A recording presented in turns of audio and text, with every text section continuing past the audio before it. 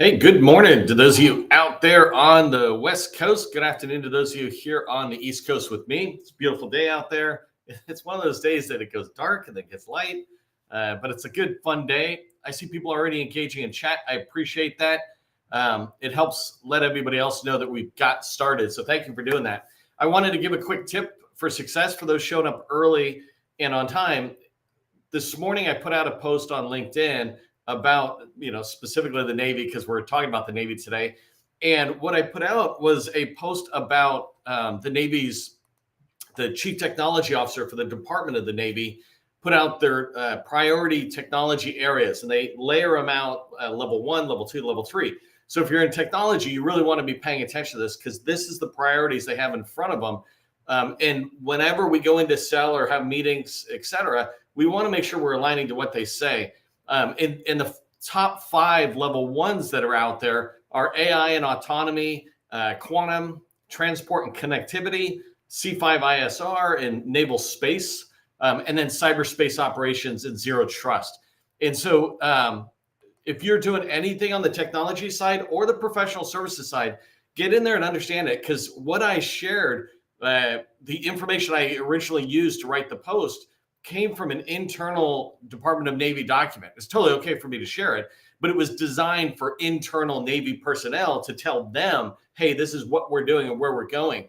And so when the industry, people like us go in and read that and then align what we do, it just makes it so much easier for us to work with those customers. What I would say about professional services, you don't have to just be an IT person.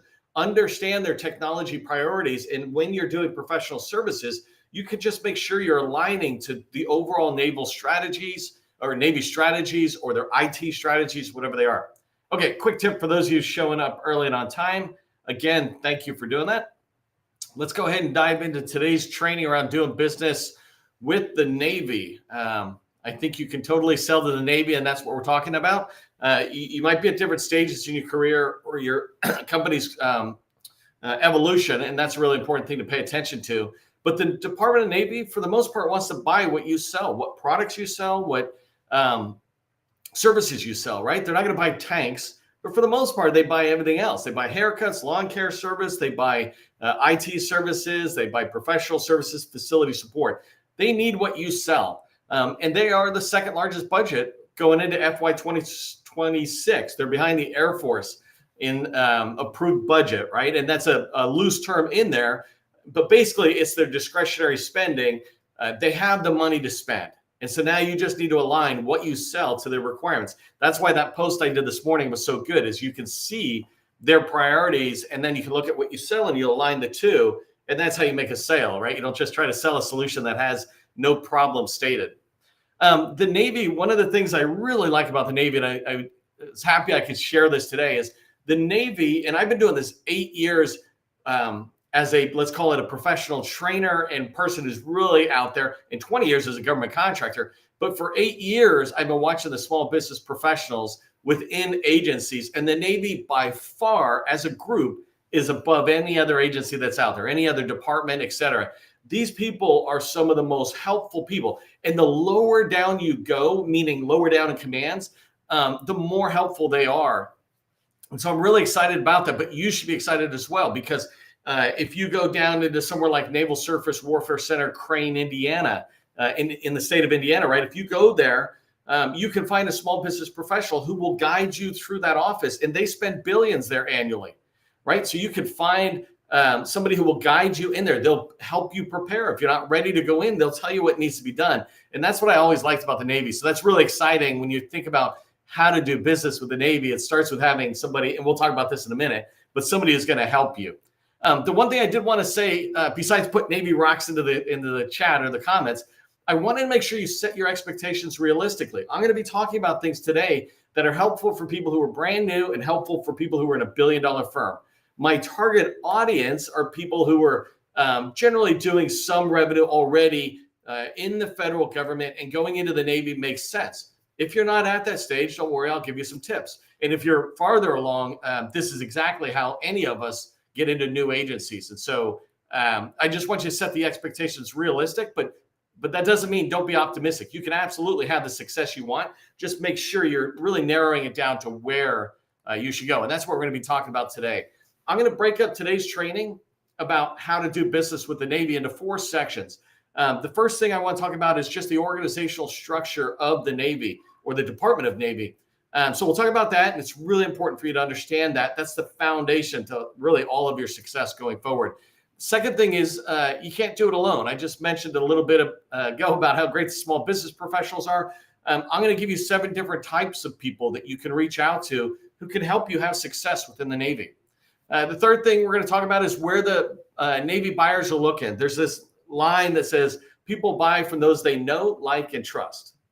People buy from those they know, like, and trust. And if they don't know you, they can't buy from you. If they go to search and you're not where they're looking, they can't buy from you. Forget about the like and trust. They can't even get to the know part, right? And I want to really give you some guidance on that. And then I'll wrap up today's training with some good ideas about how you can find opportunities within the Department of Navy. So if that sounds good, again, put Navy Rocks into the chat and let's get rocking and rolling. If you don't know who I am, my name is Neil McDonald. I'm the president of the GovCon Chamber of Commerce. I am founder of Call Plan AI, and I want to welcome you to my federal sales training where I provide tips for success in the federal market. After I got out of the Army, I spent 20 years as a small business government contractor. And since 2018, I've been teaching people like you that government contracting is not a secret. It's just a process. When we follow a process A to Z, we have repeatable, predictable results. And this is what I want for you. I want you to be able to have that predictable success in 2026. If you haven't already followed me on LinkedIn, definitely come over here and follow me. I have a huge network, 41,000 people in my network, and I'm happy to make introductions. I was doing that with somebody who reached out and said, hey, do you know this person? Can you make an intro? Sometimes I don't even know the person I'm making an intro, but because we have a connection, I can say, hey, Sally, do you mind if I introduce you to John? Sure, go ahead. So it warms it up a little bit. We should all be doing that for each other. If you haven't subscribed to Government Contracting Success newsletter, this is my newsletter, and it is the largest GovCon newsletter on LinkedIn. It grows faster than the Department of Defense's. It's bigger than the Department of Defense's newsletter. So that gives you some perspective of how fast and how big it is. And it's because I'm always providing valuable information in there on how you can succeed as a government contractor. I got a little thing that says upcoming training, but I haven't actually prepared next week. If this is your first time hearing me, I tend to prepare the training and drop it out on like Saturday or Sunday for the next week. I don't do long range forecasting on my training because, you know, this is not my paying job. But I do like to do the training. So watch for it on Sunday. Okay, we're off to the Bill Vaughn, CB's Rock. Okay, so you distracted me, Bill. I'm in a good mood. It's Friday. I think the sun's going to be out. I'm really looking forward to getting down to the water. The Navy, speaking of water, is broken up. Their command is broken up into different ways that you can look at it. I want to share with you my perspective. And it's not my opinion, by the way. It's my perspective from how I look at how DOD describes it and how the Navy describes it themselves. Your job is to go research further. My job is to give you a taste of the organizational structure so you understand it. When you think about supporting the Department of Navy, there's 2 basic, let's call it command structures you can go into. One is the operational side, and these are the commands that carry out the specific missions, the exercises, the operations, the training, whatever that gets out there. Basically, they're the ones that go fight, right? And when you're not fighting a war, you're training to fight a war, and that's the administrative side. Again, these are just my words on summarizing it as an Army guy talking about the Navy. So the operational side goes fights the war. The administrative side takes care of everything else, right? On a military installation, we might call this garrison activity. But they're responsible for the readiness, making sure we're all prepared. All the sailors, soldiers, airmen are all prepared to go do the fighting. And so in this particular case, I'm going to show you this in a minute on another screen I'll share. But that's how they're broken down. And the reason that's important is sometimes we're not really ready to be able to support the operational side of the Navy, but we can support the administrative side. And the longer we're in, the more we can evolve. Some of the best people who can support the operational side are the ones who actually are coming out of the Navy and have that operational experience, and you're spilling that right in. That kind of makes sense. I share here that there's 10 buying commands. In the Air Force, we used to call these MAGCOMs. Here we call them buying commands. It's all the same thing, or system commands. But these are the ones you want to pay attention to. And most importantly, if you're under 5 million, you want to pick one and go get your next, get to 5 million in just one. You don't need to go to two. One of them should be able to get you to 5 million, no problem, or to the next level you want to go to. So NAVC is Naval Sea Systems Command. And basically think about boats, right? on top of the water and under the water. So NAVC, an example of a breakdown structure you might see in there in the organization is you got the Department of Navy. Just really quick, I want you to understand how much, if you take the time to research, you'll begin to understand this. You got the Department of Navy. Under the Department of Navy, you got the Marine Corps and the Navy. So under the Navy, you got NAVC. Under NAVC, you got something called Naval Warfare Centers. And under Naval Warfare Centers, you got Naval Surface Warfare Center, Crane, Indiana, that I mentioned earlier. So that's like 5 levels down, and they're spending billions, right? So it's really important to understand that when I say pick one command, I don't mean there's not a lot of spending in there. Commands like NAVC and others spend a lot. All right, so NAVC, think about if you do anything with boats, that's you. NAVWAR stands for Naval Information Warfare Systems Command. But basically, that's the IT shop for the Navy. If you do IT, ignore the rest for the moment and dive into NAVWAR.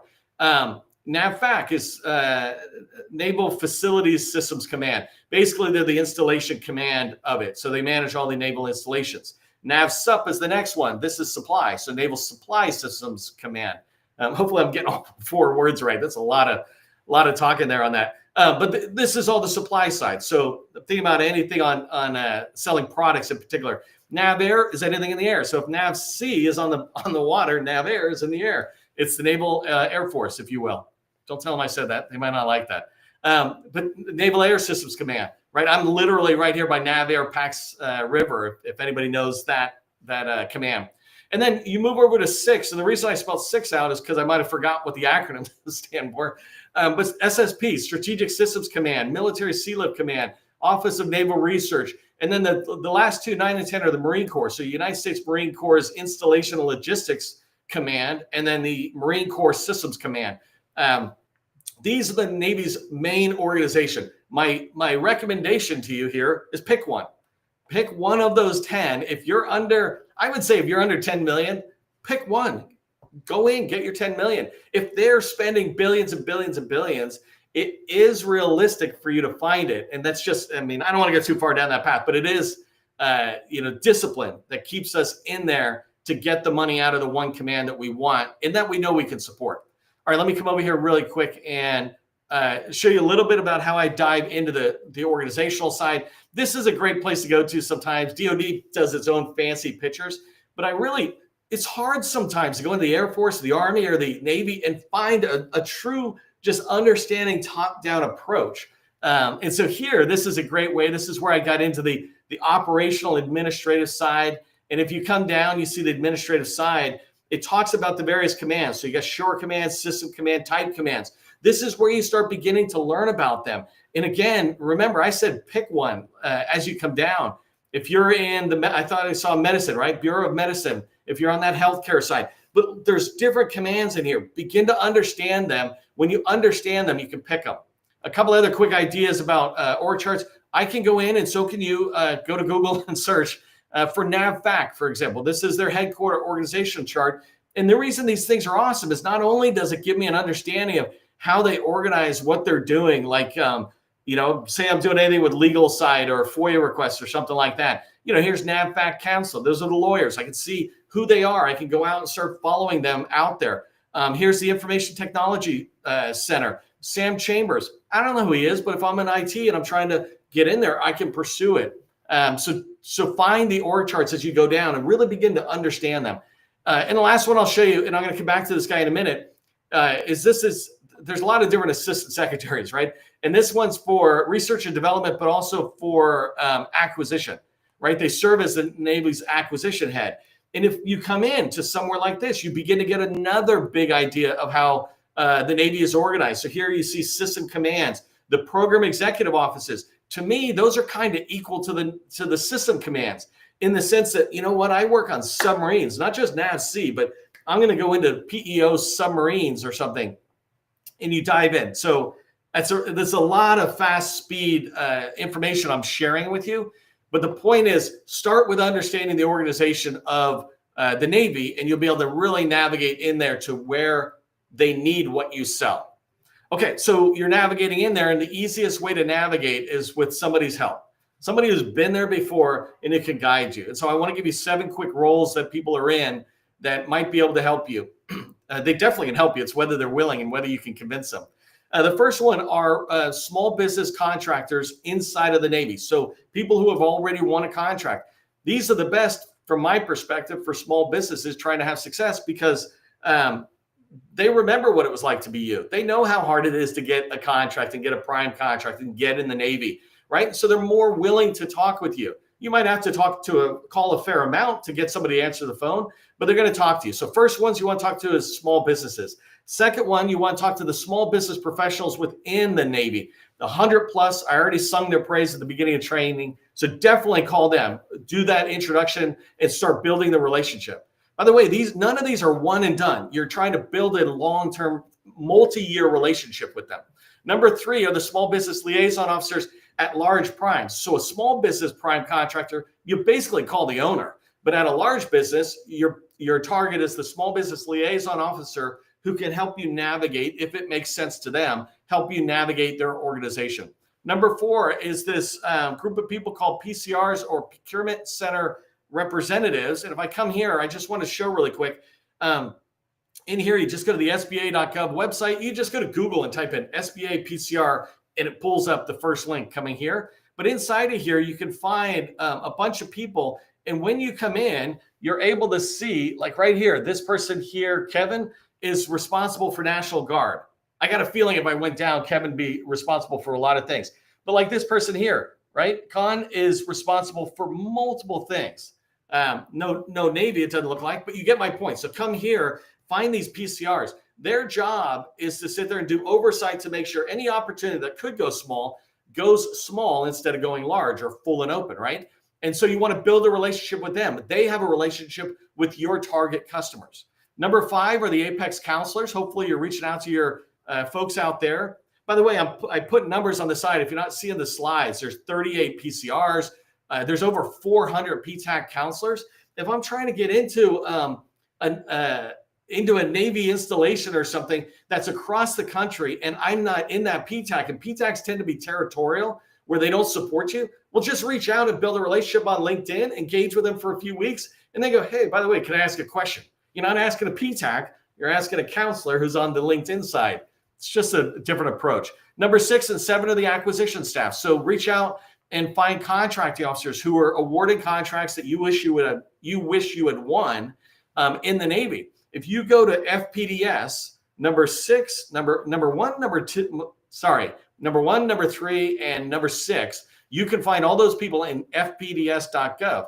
If you go in there and learn how to search FPDS and find opportunities you wish you had won, you will see the winners, large or small business. And in the top right-hand corner, you will see the contracting officer listed up there. One way or another, like an email or something cryptic, you just got to get good at finding them. But you take that to Google, you'll find their full information. The last one are the Navy Chief of Contracts. Some places we call these heads of contracting activity. And literally kind of DOD does call that for higher level. But the Chief of Contracts, remember I keep using this example of Naval Surface Warfare Center Crane in Indiana. They have one there, and there's 10 warfare centers, right? So each one of them have it. And those are just one, let's say, group of commands under NAVC. And NAVC has others, and there's 10 buying commands, right? So you can find a lot of Chief of Contracts that are enabling you to get in farther, maybe meet some of their people, maybe you can learn from them, maybe you just follow them on LinkedIn or on the website, et cetera, so that you can understand what they're communicating as priorities as well as the opportunities they're sharing. Okay, I watched my time. I only got 11 minutes left, so that's why I'm kind of pushing through fast. I want to give you good information. Replays are always available, so you can come back and check this out to make sure it's there. Okay, so let's talk about the Navy. So yesterday I said, where the Navy buyers are, and it was really hard. Yesterday I was talking about the Air Force. It was really hard because they don't really make it easy to find them. But inside of the Navy, they do a really great job. So I want to tell you a couple of things. First off, ds.sba.gov, and it's got a new name now, SBA Small Business Search. But basically, just go to dsbs.sba.gov. When you go there, that is your company's supplier portal to the federal buyer. That is the number one market research tool for federal buyers, right? Every particular buyer might have a favorite, but that's the number one tool for the entire federal government to find small businesses like yours. And so you want to make sure you're visible in there. So many of us are not. We don't have keywords in there. We don't have our capability statement. And worse, we don't have our past performances in there. So if you're doing good work on the commercial or state and local or federal side, but you don't have it in DSBS, you look like you're an inexperienced company. And in the buyer's mind, they're like, yeah, I'll skip that. I'm going to find somebody with experience. It's like, no, I have a ton of experience. So go to dsbs.sba.gov. Then inside the Navy, there's all sorts of supplier portals. I've got a whole directory of supplier portals out there, and I keep putting new ones on LinkedIn. Usually in my newsletter, I lay out, here it is, and I give you step-by-step on how to register. But I'll give you two quick examples, right? NavAir, they have one. You go over there and register. Naval Surface Warfare Centers, multiple surface warfare centers are standing up their supplier portals. Some of them are a little sophisticated where, they got more fields you put in, et cetera. And some of them are like a small form that says, hey, let us know. That's just the small business professional at that command wanting to find people who want to work with their command. And so they just say, hey, just give me a couple of pieces of information, basically are on my spreadsheet. But when they go looking for sellers like you, they're going to first look at their internal list, then they'll go to DSBS. I put here that RFI responses are the best way to be visible or be where the buyers are looking. The time when the buyers are looking is during market research. They do not look for the fun of it, right? So they're looking out there when they've got a need, a requirement that's going to come out at some point. So sometimes they come out informally. They just start looking around for sellers for what they have. Other times they go through this formal process with sources sought or an RFI. If you respond, you are visible. If you're trying to get into NAVC and you focus on responding to NAVC RFIs, right? And you really make sure you're responding to ones that your company is very good at, or you're very good at a portion of, and you're responding to them, you're going to be visible. You're going to get invited in. You're going to be able to call them. And they go, oh, I saw you participated in the sources sought. Come on in. We'll talk for a few minutes. If you understand what I'm trying to communicate here about being where the buyers are looking, put be visible in the comments. I want people to wonder, why did they write a bunch of be visibles? Because this goes out on LinkedIn. People see it. And they're like, what does be visible mean? It means that's what you need to do if you want to get found.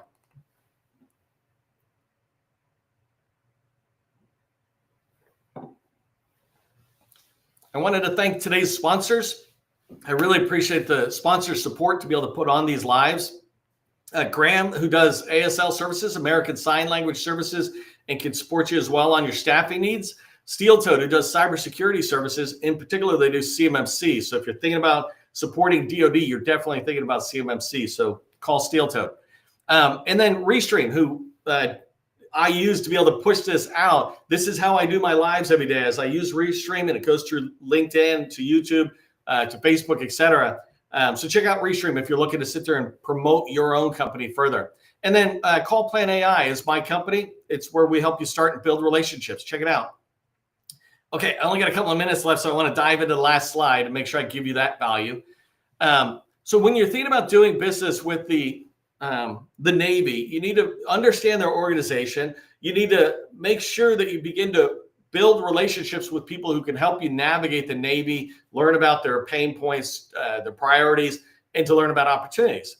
And so on this last slide, I want to talk to you about how to find Navy opportunities, just give you some examples.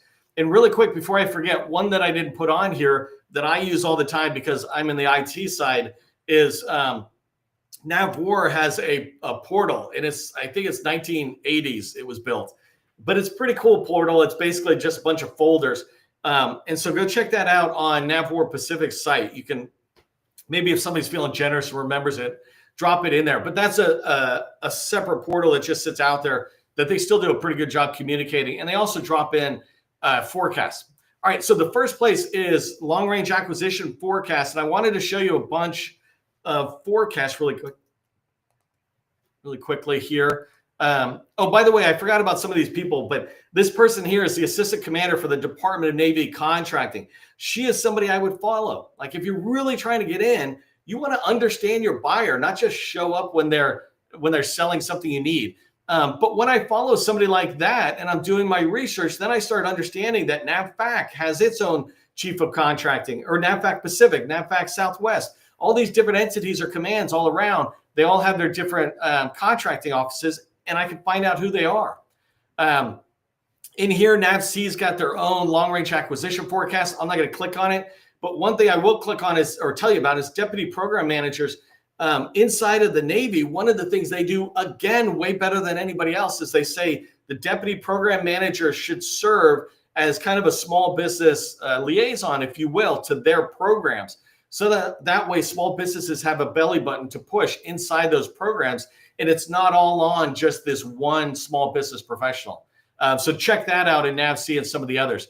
Here, I was just showing you an example here of, you can go into SAM and just type in Long Range Acquisition Forecast, or LRAF, and you don't even have to put the Navy. You just put it in. You'll start seeing that many, many agencies share those out there on SAM. So this one here, it turned up this one. So this is from, I can't even, Snavair, I can't even remember what it is. Like, sometimes I remember and then I forget. And I bet you it's written right here somewhere for me.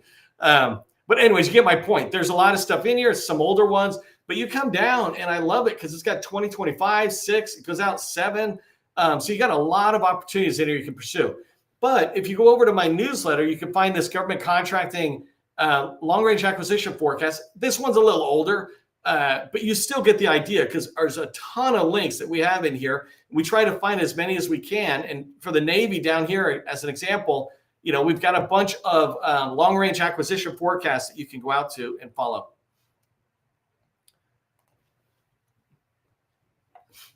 Okay, and then a couple other places where you can find opportunities that are always good places. If you're looking at fpds.gov, you can find expiring contracts that were awarded before, and they're probably going to come up again. So if I'm looking at 2026 and the sales activity I'm doing now through, you know, the first quarter of next year, then I'm looking at contracts that are expiring in 2026 or later part of 2026. So you can go into FPDS, find what you wish you had won, and the field you want to look at. And here's just a tip. I'm not going to write it down, but it's called estimated completion date. So if you find the estimated completion date and you set your field, that's a 5-year contract. That'd be the date where that 5-year contract's ending. And that's how you kind of line yourself up. You can go into SAM. Obviously, SAM.gov has a ton of information. Look at the inactive opportunities as well, because you can look at awards. And then top contracting vehicles. If you're not on Navy Seaport Next Gen, for example, go find somebody who is. It's 2 seconds for them to add you in there so that you can be aware of opportunities coming out. And then you can go right back to those prime contract holders and talk to them about how you can get on there. The last place you want to really remember for how to find Navy opportunities, this is fundamental to how I teach sales and how you find opportunities, right, is strategic relationships. When you have strategic relationships, you're hearing about opportunities, and you're hearing about them early. You hear about many opportunities that you might not even see from your teaming partners who are pursuing stuff. They go, you know what, we're going after this opportunity. You should join us. Like, oh, I wasn't even tracking that, right? So you're getting invited once you have those strategic relationships. When you're working with the federal buyer, same kind of thing, that you're talking to them and they're like, hey, we're going this direction. You're hearing about opportunities early. So make sure you're building the strategic relationships within the Navy so that you start hearing about more opportunities. You don't just depend on FPDS or SAM or something, but you're having conversations about real needs that are going to turn into real opportunities going forward. Here's what I want you to remember from today's training. First off, the Navy has the second highest budget in FY 2026. It's huge. So that means they have the money to spend, and they absolutely need what you sell. Products, services, they need what you sell. And so they want to hear from you. If you just remember these 3 things, and the training I did today, you can start accelerating your success in the Navy. Remember, if you're newer to the game, and I call newer, say, $1 million below, subcontract under small businesses. Don't try to prime contract. It's 10 times as hard for, you know, a fraction of the money compared to building relationships with people who will value what you can bring as an expert. All right, training's up. Watch Sunday. I'll drop more trainings out here just on LinkedIn on my post. If you want support on building strategic relationships, I stood up Call Plan AI specifically for this. It's a SaaS product. So just go to www.callplan.ai. If you're an early subscriber, I'm giving 90% off for life. I'll do that for a little bit longer. So definitely jump in there and check it out. I have a video that'll tell you all about it. For the rest of us, as you head into the weekend and ready for next week, just remember, government contracting, it's not a secret. It's just a process. I will see you in the next training.